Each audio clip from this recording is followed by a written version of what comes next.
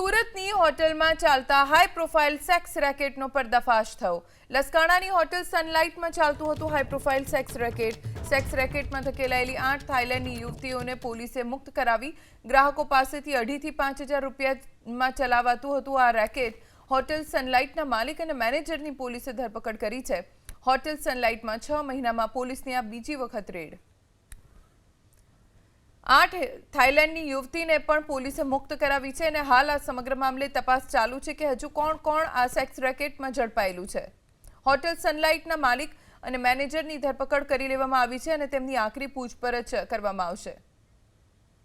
ગ્રાહકો પાસેથી 2.5 થી 5,000 રૂપિયામાં ચલાવાતું હતું આ રેકેટ। હોટલ સનલાઇટના માલિક અને મેનેજરની પોલીસે ધરપકડ કરી છે। હોટલ સનલાઇટમાં 6 મહિનામાં પોલીસની આ બીજી વખત રેડ।